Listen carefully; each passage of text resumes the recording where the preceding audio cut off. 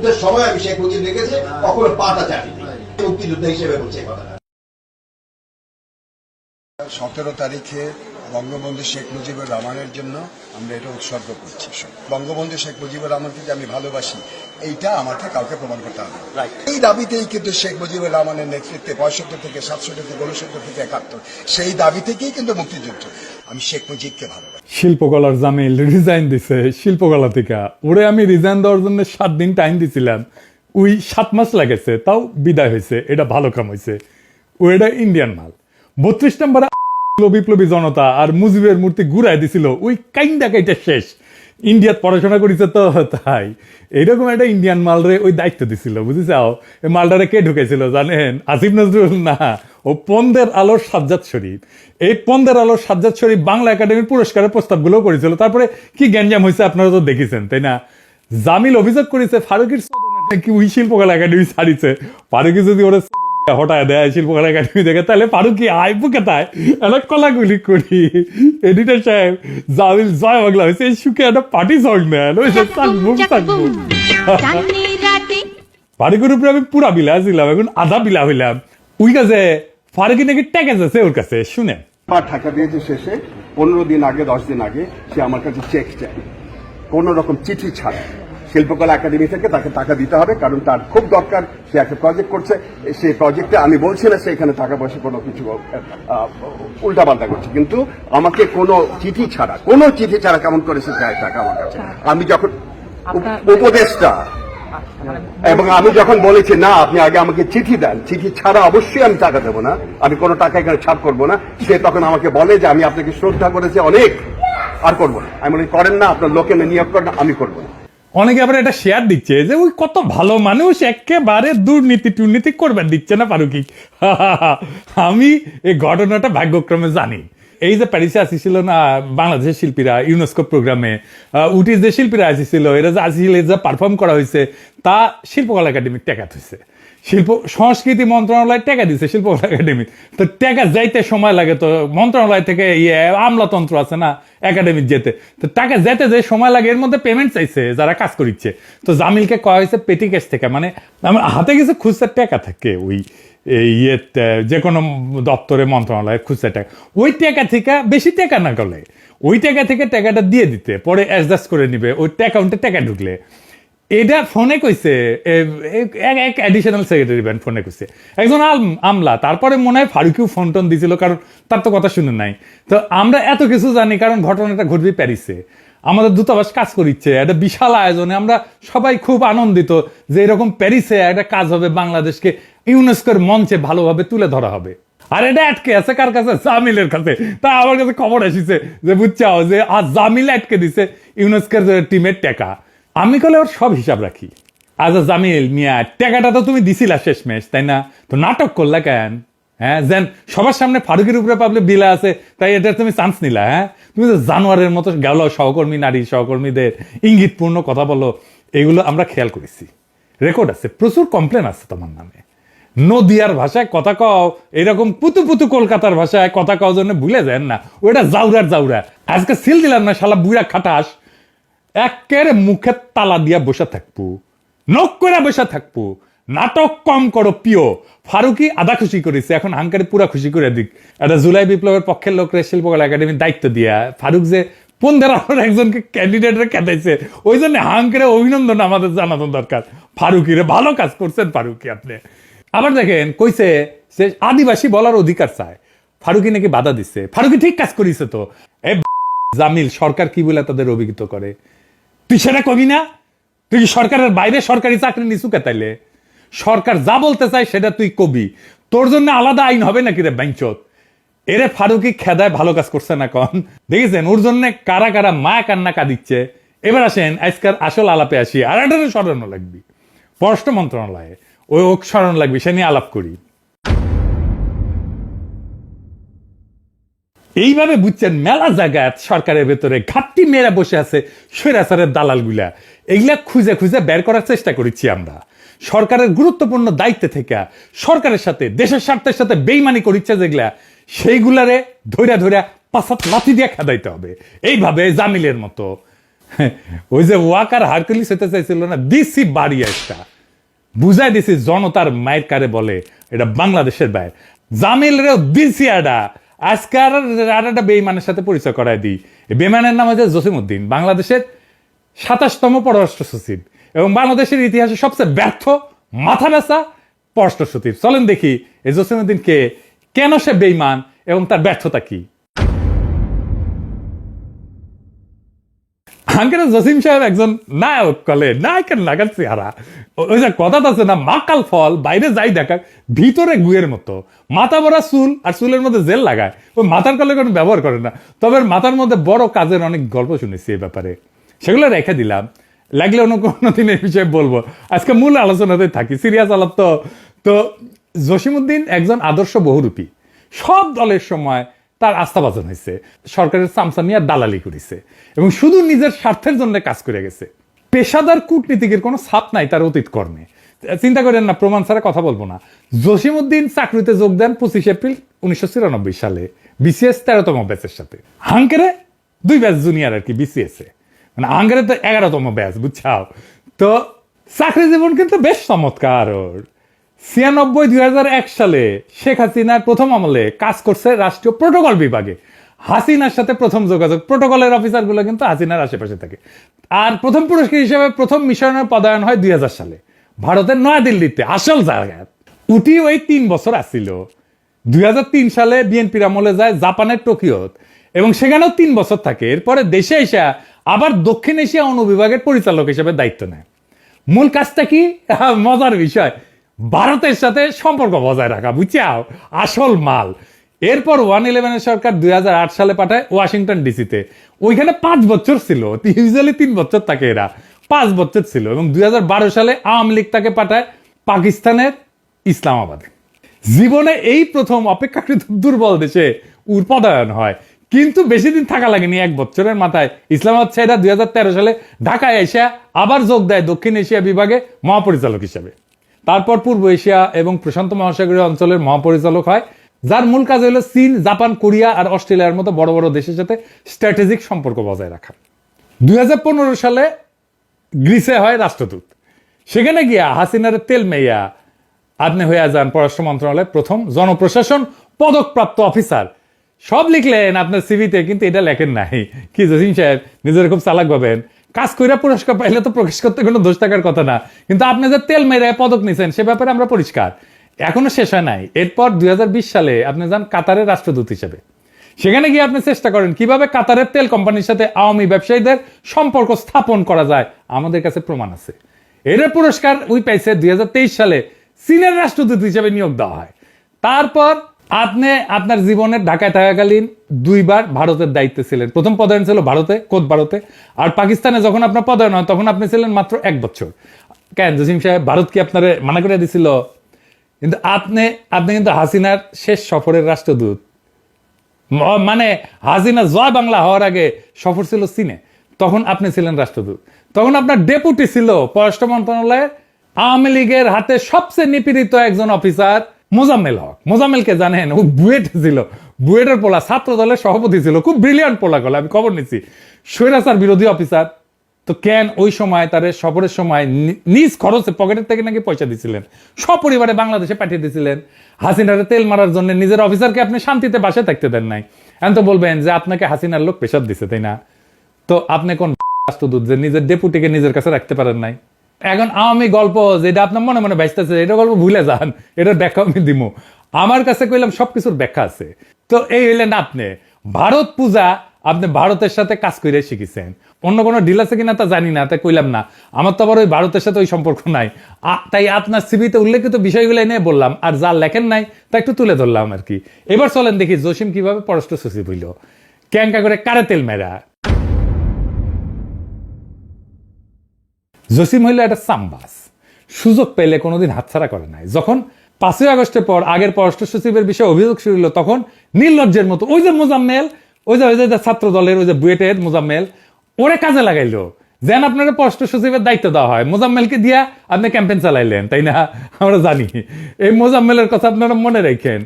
এই ছেলেটা আগামীর বাংলাদেশের অ্যাসেট, আমরা ওরে প্রোটেক্ট করব। এবং ওর সাথে যে জুলুমবাজি করেছেন, ওইটা আপনার দিব জসিম। এই মোজাম্মেলের সাথে আবার জসিম বেইমানি করেছে, বুঝতে চাও?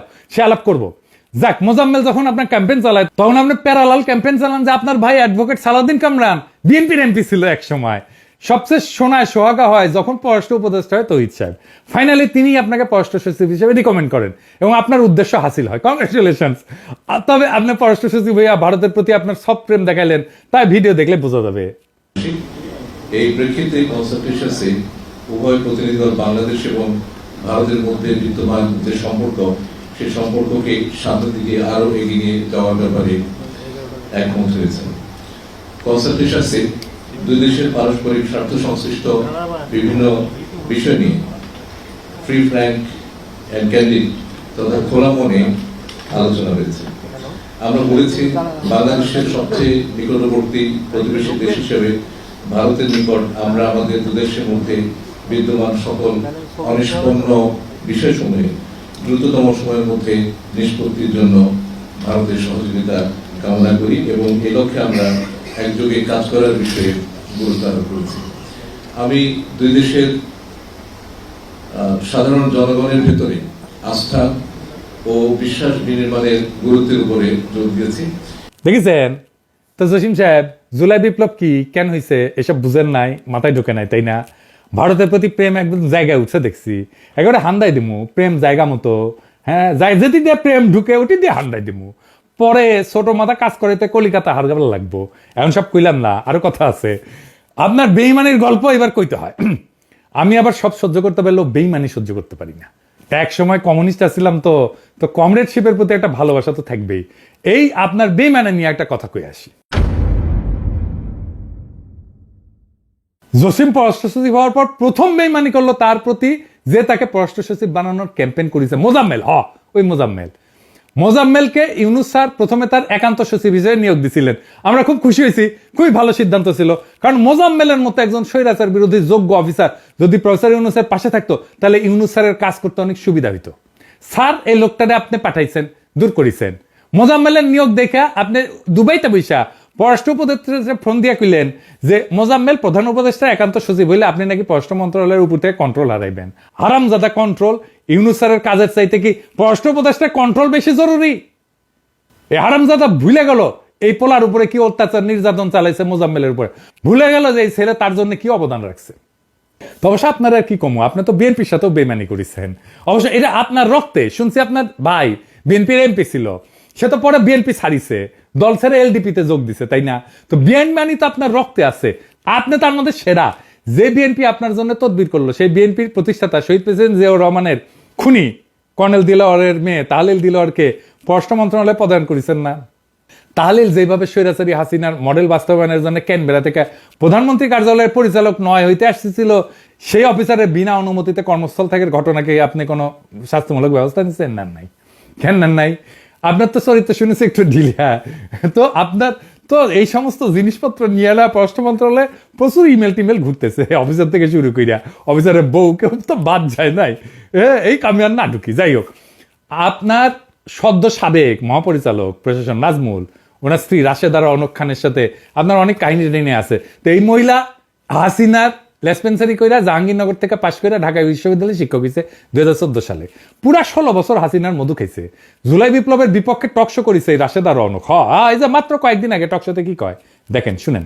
রাজপথে রাজনীতি করা এক বিষয়, আন্দোলন করা এক বিষয়, স্লোগান দেওয়া এক বিষয়, মফ করা এক বিষয়, আর সরকার গঠন করা, সরকার পরিচালনা করা, দেশ পরিচালনা করা সেটা একদমই ভিন্ন বিষয়। দেশ পরিচালনার জায়গায় আপনার যেটা লাগবে অভিজ্ঞতা লাগবে, আপনার ম্যাচিউরিটি লাগবে, আপনার সেন্স অফ ডিসেন্সি লাগবে, আপনার স্ট্রাকচারকে বুঝতে হবে যেন আপনি যদি স্ট্রাকচারের বাইরেও যেতে চান স্ট্রাকচারকে বুঝে দেন বাইরে যেতে পারেন। অর্থাৎ অনেকগুলো প্রি কন্ডিশন আছে যেগুলো কিন্তু অন্য কিছুতে লাগে না। এখন একটা মফ করতে হলে যে কেউ এই হই হই করে ফেলতে পারে। এটার জন্য আপনার কোনো আগের এক্সপিরিয়েন্স লাগবে না, কোনো রকম সেন্স অফ ম্যাচুরিটির ব্যাপার নাই, সেন্স অফ প্রপোর্শনের ব্যাপার নাই, হ্যাঁ, সেন্স অফ আপনার কি বলে যে শিক্ষাগত যোগ্যতা সেই পরিমাণে দরকার নাই। দেখা যাচ্ছে আমরা দেখতে পাচ্ছি রাস্তাঘাটের টুকাইরাও এখন মফ করে ফেলছে। কত বড় সাহস এই মহিলার! ছাত্র জনতারে বলে মব, সে নাকি টোকাইদের মব করতে দেখে। দেখেন 2018 সালে এই মহিলা কি বলিছে, ঢাকা বিশ্ববিদ্যালয়ের উপাচার্য নিয়াজ স্যারের দৃষ্টি আকর্ষণ করিচ্ছি, আর ছাত্রদের দৃষ্টি আকর্ষণ করিচ্ছি, হাসিনার এই স্পেন্সার যেন ঢাকা বিশ্ববিদ্যালয়ে না থাকে। হ্যাঁ, ছাত্ররা এই ফ্যাসিস্ট শিক্ষকের ক্লাস বর্জন করো, তোমরা দেখো ওর ক্লাসে যাবে না, এরপরে যদি আসে তাহলে দৌড়ানি দেবা। আরো আছে নাজমুলের ভাই, এই যে ডিবি আছে না, ওই যে হাউন আঙ্কেল, ওর ব্যাচমেট পুলিশ কর্মকর্তা জিয়াউল হক বিএনপি আমলে চাকরিচ্যুত হইয়া 2008 সালে আওয়ামী লীগ ক্ষমতায় আসলে চাকরি ফিরে পায়। এখন অবশ্য পলাতক, তো সেই লোকের ভাই আর সেই মহিলার জামাই হিসেবে আপনার তো এমনিতে চাকরি থাকার কথা না, আপনিও কম জান না নাজমুল সাহেব। ম্যানচেস্টারে সহকারী হাই কমিশনার থাকার সময় অর্থ কেলেঙ্কারি আর জেদ্দায় নারী কেলেঙ্কারি করছেন, এই আপনার কূটনীতিক অর্জন। আমরা এই পদায়নের সমালোচনা করে আপনি তারা বদলায় বসাইলেন পূর্ব এশিয়া অনুবিভাগের মহাপরিচালক হিসেবে। নাজমুল তো কোনোদিন কূটনৈতিক কাজ করে নাই, সারা জীবন প্রশাসনে কাজ করেছে আর আওয়ামী লীগের সেবা দাস করেছে। সেই লোকরা দিচ্ছেন চীন, জাপান, কোরিয়া, অস্ট্রেলিয়া এগুলো সামলাইতে, ও তো ঠিক মতো 2 লাইন কথাও কইতে পারে না। আমরা কিন্তু সব অফিসারের সব বিষয় জানি, আমার ক্ষুদ্র ভ্রাতা ভগিনীরা আমরা সবকিছু জানায়, ওরা আমার মাস্টার্স পিএইচডি করা, ওদের কথার মূল্য আছে। তো জসিম সাহেব, শুনলাম এই অশিক্ষিত নারী আদান প্রদানকারীকে নাকি আপনি রাষ্ট্রদূত বানানোর চেষ্টা আছেন। হ্যাঁ, আমরা কিন্তু সব জানি, আপনারা ছেড়ে দিছিলাম, কিন্তু আপনি দেখি সে জাউরাই আছেন। জাউরমি কাদের সাথে করেন? আমরা কিন্তু জাউরা নিধন কর্মসূচিতে এক্সপার্ট, নিজের পাছায় নাই সাপ, খালি রাধাকৃষ্ণের নাম। হারকুলিস সাজবার আসিছেন, হারকুলিস হান্দাই দিব একেবারে পিছন দিয়া। আপনার আর এক বেইমানি হইল পোস্টিং পলিসি, যা দিয়ে আপনি সব অফিসারের সাথে প্রতারণা করেছেন। আপনার পোস্টিং এর কথা আগেই কইছি। এটা সাহেব আবার আপনি একটু দেখেন, আপনি আপনার জীবনে চাকরি করেছেন নয়াদিল্লিতে 3 বছর, টোকিও 3 বছর, ওয়াশিংটন 5 বছর, ইসলামাবাদে 1 বছর। আপনার প্রিয় হাসিনার রেখা যাওয়া পোস্টিং পলিসিতে নয়াদিল্লি, টোকিও আর ওয়াশিংটন হইল ক গ্রেডের দূতাবাস, আর ইসলামাবাদেও খ গ্রেডের দূতাবাস। আপনি নিজে ক গ্রেডের মিশন ছাড়া পোস্টিং করেন নাই, তাই না? আর নিজে পররাষ্ট্র সচিব হয়ে হাসিনা রেখে যাওয়া পররাষ্ট্র ক্যাডার ধ্বংসের মডেল পোস্টিং পলিসি নিয়ে কত প্রেম, এখন এটার উপর প্রেম উতলাই পড়ছে, নিজের বেলায় তো করেন না। এটা এই পলিসিতে কি আছে? এই পলিসি মোতাবেক একজন যদি ক গ্রেডের মিশনে কাজ করে না, তাহলে তাকে খ গ্রেডের মিশনে কাজ করতে হবে একই সময়। যতদিন ক গ্রেডের মিশনে কাজ করেছে ততদিন খ গ্রেডের মিশনে কাজ করিতে হইবে। তার মানে আপনি যদি দিল্লিতে 3 বছর থাকেন, 3 বছর ইসলামাবাদে থাকতে হবে, বা ইসলামাবাদের মতো খ গ্রেডের পোস্টিং এ থাকতে হবে। তো ডিপ্লোমেসি কি সাম্যবাদ দিয়ে চলে? আপনার সব অফিসার কি সমান যোগ্যতার? সবাইকে দিয়ে সব কাজ হয় না জসিম সাহেব। এই পোস্টিং পলিসি করা হয়েছে পররাষ্ট্র মন্ত্রণালয়কে অকার্যকর করার জন্য। এটা ভারতের ব্রেন চাইল্ড, যা হাসিনার আমলে গৃহীত পলিসি। যখন আমাদের ভালো জায়গায় ভালো কাজ করার অফিসার দরকার, তখন আপনি হাসিনার পলিসির দোহাই দিয়ে পররাষ্ট্র মন্ত্রণালয়কে নষ্ট করার জন্য উঠে পড়ে লাগছেন। নিজের বেলায় 16 আনা, আর অন্য অফিসারদের বেলায় গরুর সোনা, তাই না? গরুর সোনা যদি এত ভালো লাগে না, আপনার বাসা কোনটি? বাসার সামনে গরু ফেলামো আর জিয়াফত দিব, আর গরুর সোনা বোতলে ভইরা পাঠাই দিতে বলবো। কে মোদি পাঠায় না? হ্যাঁ, মোদি পাঠায় না, এটা গোমূত্র পাঠায় না, এটা চেখে চেখে দেখতেন কেমন লাগে। তো এতক্ষণ তো জসিমের ইতিহাস, ভূগোল, অপকর্ম মেলা কিছু জানাইলাম, তাই না? কূটনীতিক হিসেবে কেঙ্কা এটা একটু আলোচনা করি, তাহলে আবার জসিম কবে যে আমি তো ভালো কূটনীতিক।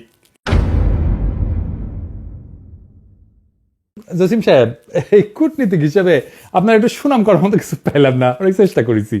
আপনি গৃহে থাকা অবস্থায় পাইছেন জনপ্রশাসন পদক, লেসপেন্সারি করেছেন হাসিনার দালালদের।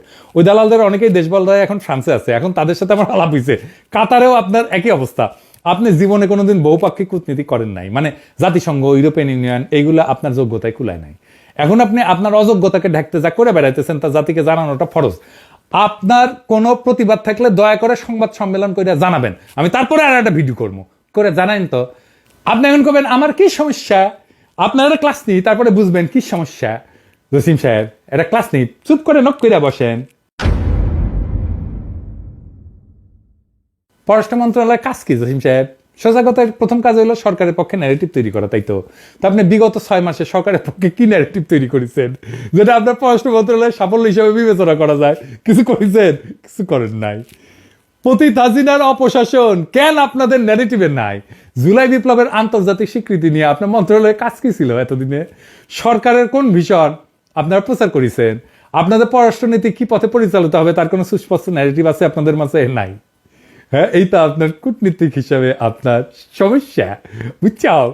সেফ খেলেন না, মানে এই সরকার তো আর মাত্র 10 মাস আছে, তারপর তো বিএনপি, মানে অনেক লাড্ডু, তাই না? মনে রাখেন, হাসিনার গদি নাড়াইতে আমার 7 লাগিয়েছে 36 দিন, আপনারা সরাইতে 36 ঘন্টা লাগবে না।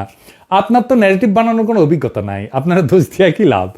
আপনারা যে বানাইছে পররাষ্ট্র উপদেষ্টা তৌহিদ সাহেব, দোষ তো তার।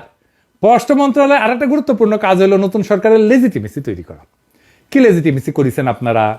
কেন আজকে ভারতের সেনা প্রধান বলে যে নির্বাচিত সরকারের সাথে কথা বলবো, কারণ এই সরকার লেজিটিমেট না, এই বয়ান নিয়ে আসছে ইন্ডিয়া। তো কি করেছেন আপনারা এই সরকারের লেজিটিমেসি তৈরি করার জন্য? কয়জন রাষ্ট্রপ্রধানের সফরের জন্য আপনারা অ্যাডভোকেসি করেছেন? ইউনূস স্যারকে কয়জন রাষ্ট্রপ্রধানের সাথে বৈঠক করার আয়োজন করেছেন? ঢাকায় কেন আপনি এতদিনে একটা আন্তর্জাতিক সম্মেলন আয়োজন করতে পারলেন না? কি ভাবিছিলেন আমরা ডিপ্লোমেসি বুঝি না, এই কাজের প্যারামিটার জানি না, আমরাকে পড়াশোনা করি পরে কথা বলি? আপনার মতো চুলে জেল আর মুখে তেল নিয়ে কাজ করতে বসি নাই। পররাষ্ট্র মন্ত্রণালয় ফাংশনাল কাজে দুইটা ভাগ আছে, আসেন এটা একটু বুঝে দেখি। একটা ভাগ হচ্ছে দ্বিপাক্ষিক, অর্থাৎ দুই দেশের মধ্যে সম্পর্ক, আর বহুপাক্ষিক যেটা হচ্ছে আন্তর্জাতিক সংস্থার সম্পর্ক, যা দিয়ে আমাদের অনেক দেশের সাথে নেগোসিয়েট করে আমাদের স্বার্থ রক্ষা করি। আমাদের মতো ছোট দেশের জন্য বহুপাক্ষিক কূটনীতির দায়িত্ব গুরুত্ব দ্বিপাক্ষিকের চাইতে বেশি। একটা উদাহরণ দিয়ে বলি, ধরেন আমেরিকার সাথে দ্বিপাক্ষিক নেগোসিয়েশনে আমরা পিছিয়ে থাকবো কারণ তারা আমাদের চাইতে অনেক শক্তিশালী। আবার ধরেন আলজেরিয়ার সাথে আমরা আপার হ্যান্ড নিতে পারবো, কিন্তু বহুপাক্ষিক কূটনীতিতে সব রাষ্ট্রই সমান। এইখানে যোগ্য ডিপ্লোম্যাট পদায়ন করলে তারা সম্মান আদায় করে নিতে পারে এবং দেশের পক্ষে নেগোসিয়েশন করতে পারে। তাই ওই সমস্ত দায়িত্বে আমাদের ভালো এবং এই ধরনের কাজে অভিজ্ঞ ডিপ্লোম্যাট দিতে হবে, যেন আমরা আমাদের সাফল্য নিশ্চিত করতে পারি। এটাই কলে আমাদের পররাষ্ট্র মন্ত্রণালয়ের নিয়মিত প্র্যাকটিস ছিল। কিন্তু জসিম সাহেব তো নতুন হারকিউলিস হয়েছে, তিনি 53 বছরের প্রথা থেকে বাইর হইয়া অনভিজ্ঞ, আর হাসিনা লেসপেন্সারদের পোস্টিং পলিসির দোহাই দিয়া সব বহুপাক্ষিক স্টেশনে পদায়ন করিচ্ছে। কয়টা উদাহরণ দিই।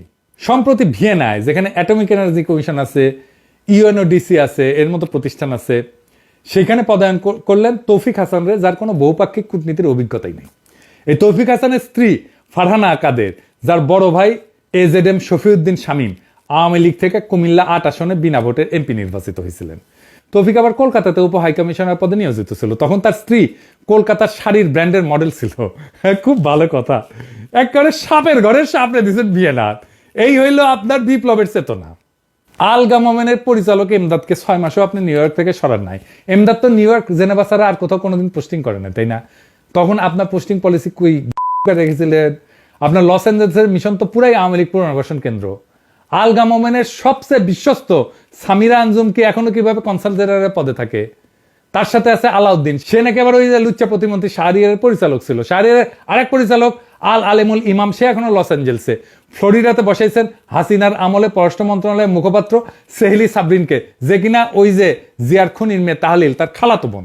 মানে জিয়ার খুনি পরিবারের দুইজনকে আপনি পালিচ্ছেন। একই অবস্থা টরেন্টোতে, কনসাল জেনারেল ফারুক তো আলগা মোমেনের আরেক পরিচালক। তার সাথে আছে ফাহমেদা হায়াত, যার জামাই হায়াতুদ্দৌলা 2018 সালের রাতের ভোটে কুশীলভ ছিল ব্রাহ্মণবাড়িয়ার ডিসি হিসাবে। হায়াতের চাকরি গেছে, কিন্তু ফাহমেদা কি আপনার মনে ধরিছে? হ্যাঁ, আপনার ভাই তো 3 বিয়া করেছে, তো আপনি আর পিছিয়ে থাকবেন কেন? ফ্যামিলির ইজ্জত বলে একটা কথা আছে না? ফাহমেদের সরাইতে আপনারা তো আপত্তি কেন জসিম সাহেব? শাহরিয়ারের আরেক পরিচালক ওই যে দেওয়ানার সাপ, তো ওয়াশিংটন গিয়া তো আসে নাই। শোনা যায় আমেরিকার নাগরিকত্ব নেওয়ার চেষ্টা করেছে পরিবার সহ। কি চমৎকার ভাগ বাটোয়ারা! এই আপনার পোস্টিং পলিসি, এই আপনার বিপ্লবের পক্ষের অবস্থান। আপনি তো দ্বিপাক্ষিক সম্পর্ক স্থাপনও দুর্বল।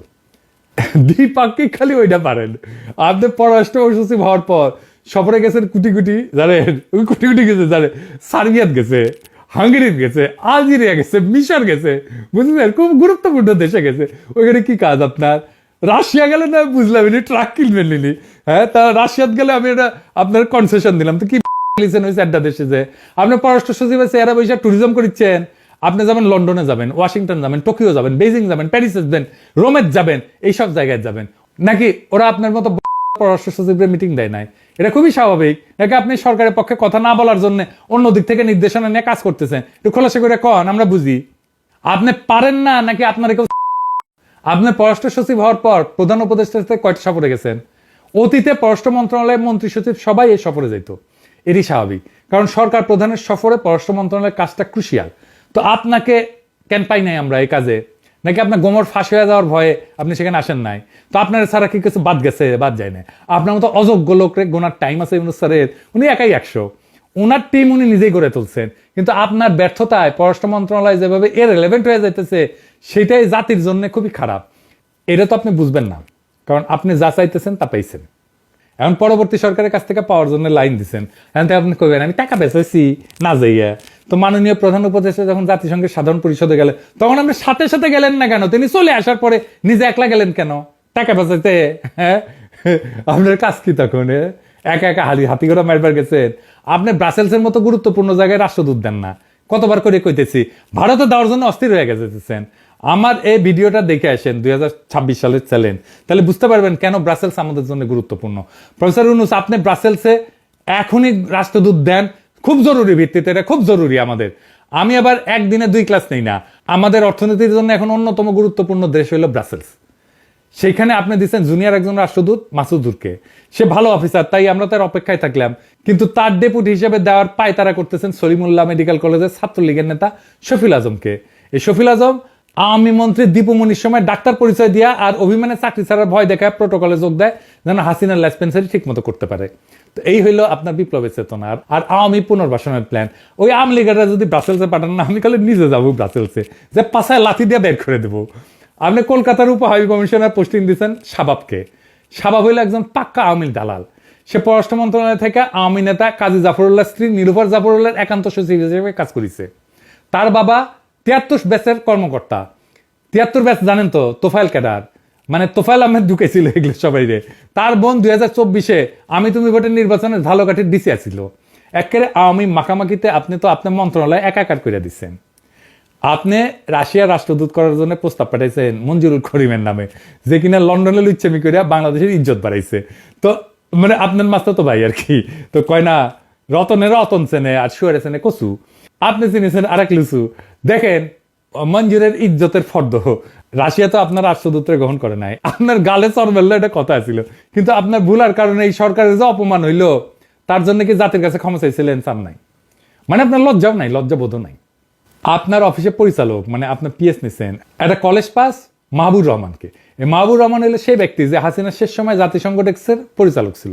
এই ডেস্ক থেকে জুলাই বিপ্লবের বিপক্ষে যে সমস্ত ন্যারেটিভ প্রচার করেছিল তার মূলে ছিল এই মাহবুর এখন আপনার গরমে সবার সাথে খারাপ ব্যবহার করে। সে নাকি পররাষ্ট্র মন্ত্রণালয়ে সিনিয়র কর্মকর্তাদের জ্ঞান দেয়, ফাইল আটকায়, ভয়ভীতি দেখায়। তো মাহবুর অনেক জ্ঞান না তোমার, হ্যাঁ খুব সাহস, তাই না? আমি দালালি করে নাটক করো, আমি কিন্তু পোলাপান পাইতে তোমাকে উঠি যে থাপড়ায় গালের দাঁত ফেলে দিবে। ভালো হয়ে যাও, ছোট মানুষ, বেশি করলে দাঁড়াইতে পারবে না। মনে রাখবা একটা দুর্ঘটনা সারা জীবনের কান্না। লেসপেন্সারি ছাড়ো, মানুষের সাথে দুর্ব্যবহার করবে না, হারকুলিস সাজবে না। আমি কলে দেশে আসিচ্ছি, আমি যখন আসবো না এগুলো একটা লিস্ট করা আছে, ধরে ধরে পাশাত লাথি মেরা পাশার মাজার হাইট ভেঙে দেবো। এবার আসেন পররাষ্ট্র মন্ত্রণালয়ের ফেসবুক পেজটা দেখে আসি। সে মজার ফেসবুক। জসিম সাহেব, আপনি পররাষ্ট্র সচিব হওয়ার পর থেকে আপনার মন্ত্রণালয়ের ফেসবুক পেজ নিয়ে আমরা একটা গবেষণা করেছি। চলেন গবেষণার ফল দেখে আসি। 2024 সালের সেপ্টেম্বর মাস থেকে এই পর্যন্ত সুপ্পু মাননীয় প্রধান উপদেষ্টা প্রফেসর ইউনূস পররাষ্ট্র উপদেষ্টা পররাষ্ট্র সচিবের উপর কয়টা ফেসবুক পোস্ট আছে দেখে আসি। 8 সেপ্টেম্বর থেকে 26 ফেব্রুয়ারি পর্যন্ত। সেপ্টেম্বর মাসে রাষ্ট্রপতির নাই, প্রধান উপদেষ্টার 9টা, পররাষ্ট্র উপদেষ্টার 18টা, পররাষ্ট্র সচিবের 20টা। অক্টোবর রাষ্ট্রপতির 8টা, প্রধান উপদেষ্টার 4টা, পররাষ্ট্র উপদেষ্টার 18টা, পররাষ্ট্র সচিবের 32টা। নভেম্বর রাষ্ট্রপতির নাই, প্রধান উপদেষ্টার 3টা, পররাষ্ট্র উপদেষ্টার 10টা, পররাষ্ট্র সচিবের 24টা। ডিসেম্বর রাষ্ট্রপতির 1টা, প্রধান উপদেষ্টার 9টা, পররাষ্ট্র উপদেষ্টার 15টা, পররাষ্ট্র সচিবের 21টা। জানুয়ারি রাষ্ট্রপতি 7টা, প্রধান উপদেষ্টার 1টা, পররাষ্ট্র উপদেষ্টার 15টা আর পররাষ্ট্র সচিবের 16টা। ফেব্রুয়ারি রাষ্ট্রপতি 3টা, প্রধান উপদেষ্টা 9, পররাষ্ট্র উপদেষ্টার 17টা আর পররাষ্ট্র সচিবের 10টা।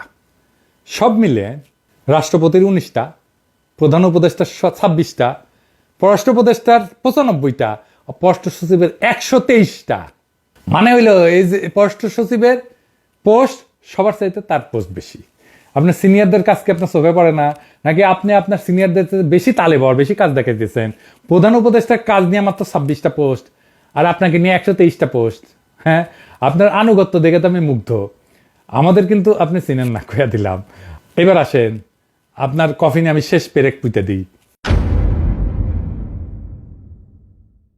এত কথা বলার পর জসিমের তার চাকরি থাকার কথা না, কিন্তু এই ব্যাপারে চাকরি গেলে হবে না। দেশের বিরুদ্ধে ষড়যন্ত্র করার জন্য এই দালালের শাস্তি হওয়া উচিত। বেশি না, মাত্র 2টা পেরেক মারব। প্রথম পেরেক কি ডর লাগিচ্ছে? হ্যাঁ জসিম সাহেব, ডরায়েন না, এত ডর কেন? আপনি হারকিউলিস, মাজেদার রফিকুন্নেসা নাম জানেন? হ্যাঁ, আওয়ামী লীগের শেষ কাউন্সিলে প্রেসিডিয়াম সদস্য নির্বাচিত হয়েছে। জসিম এই মাজেদা রফিকুন্নেসাকে বঞ্চিত কর্মকর্তা হিসেবে সুপারিশ করিয়া তাকে পদোন্নতির জন্য চিঠি পাঠাইছে। চিঠিতে স্বাক্ষর করেছে তার দপ্তরের গোপন শাখার অফিসার। ওই অফিসারের কোনো দোষ নাই, জসিমের নির্দেশ ছাড়া এমন গুরুত্বপূর্ণ চিঠি কি কেউ পাঠাইতে পারে? কত বড় হারামজাদা হইলে এই চিঠি পাঠায় জসিম, আপনারাই বলেন। উপদেষ্টা পরিষদের প্রতি আমার প্রশ্ন, এমন একটা হাসিনা লেসপেন্সারকে পররাষ্ট্র সচিবের পদ থেকে সরাইতে আপনাদের কতক্ষণ লাগতে পারে? সময় বেশি লাগবে? হ্যাঁ, তাহলে আর একটা পেরেক মারি। হ্যাঁ, আসেন দ্বিতীয় পেরেক। 2রা আগস্ট ছাত্র জনতার এক দফা দাবির আন্দোলন বেগবান হইতেছে। সাধারণ জনতা মাঠে, হাসিনার পুলিশ, র্যাব, বিজেপি, আর্মি ক্লান্ত ছাত্রদের উপরে গুলি করতে করতে। দেশ তখন 2 ভাগ, এক দলের প্রোফাইল পিকচার লাল, আরেক দলের কালো। এক দলের জন্য জুলাই তখন শেষ হয় নাই, আরেক দলের আগস্ট শুরু হয়ে গেছে। আওয়ামী লীগের শোকাবহ আগস্ট। অনেক সরকারি কর্মকর্তা তখন বিবেকের তাড়নায় কিছু বলতে না পাইয়া নিজের ফেসবুক প্রোফাইল পিকচার লাল করতে পারে নাই, আমরা এটা জানি, কিন্তু তারা প্রোফাইল পিকচার কালোও করে নাই। কিন্তু জসিম, হায় বাটপার জসিম, দেখেন কি করিছে, দেখেছেন। এরপর আমার আর কিছু বলার নাই। 5ই আগস্টের আগে এসে স্বৈরাচারের দোষর ছিল, এখনো আছে। আমাদের পররাষ্ট্র সচিব হাসিনার দালালি করে, এর থেকে আর কি কারণ হইতে পারে এই সরকারের ব্যর্থতার? এই জসিমকে আমরা আর চাই না, এই জসিমকে আমরা বয়কট করলাম। জসিমকে দালাল জাউরা সিল মেরে দিলাম। এটা সাহেব সিল মারেন, আরডা সিল মারেন। প্রফেসর ইউনূস স্যার, আমরা জনতার কণ্ঠস্বর, আমরা আপনার সরকারের ছায়া, আমরা আপনার মতো একজন যোগ্য নেতার হাতে বাংলাদেশকে পরিচালিত হইতে দেখে গর্বিত। আপনার হাতকে যারা দুর্বল করতে চাইবে তাদের বিরুদ্ধে আমাদের দৃঢ় অবস্থান ছিল, আছে এবং থাকবে। আপনার পররাষ্ট্র সচিব কার মাধ্যমে আসছে, কি করছে, তা আমাদের দেখার বিষয় না। আমরা দেখতে আসছি তখনই যখন আমরা তার ব্যাপারে দেশ বিদেশ থেকে শুধু অভিযোগ শুনতেছি। আমি আপনাকে অনুরোধ করব, আপনার পররাষ্ট্র সচিব যদি জসিম হয়, তাহলে এই সরকারের ক্ষতি করার জন্য আর বিদেশে আপনার ভাবমূর্তি নষ্ট করার জন্য আর কাউকে লাগবে না। সেই আপনার পররাষ্ট্র মন্ত্রণালয়কে আওয়ামী পুনর্বাসন কেন্দ্র বানাইতেছে। আমরা জসিমকে চাই না, বিপ্লবী ছাত্র জনতা জসিমকে চায় না। আমরা আপনাকে বিব্রত করতে চাই না, রাজপথে কোনো আন্দোলন করে সরকারের উপরে চাপ বাড়াইতে চাই না। জসিমকে সরানোর অনুরোধ করলাম স্যার। জসিমকে আমরা পররাষ্ট্র মন্ত্রণালয় আর দেখতে চাই না। জসিমের বিষয়ে খোঁজ খবর নেন, ওরে আইনের কাছে সোপর্দ করেন, ওর কাজের মোটিভ অনুসন্ধান করেন। আমরা আপনার আর আপনার নেতৃত্বে উপদেষ্টা পরিষদের সাথে আছি। আমরা জনগণকে সাথে নিয়ে জসিমের মতো এবং গুপ্ত দালাল খুঁজে বের করব, অনুসন্ধান চালায় যাব। জনতার বিজয় হবেই।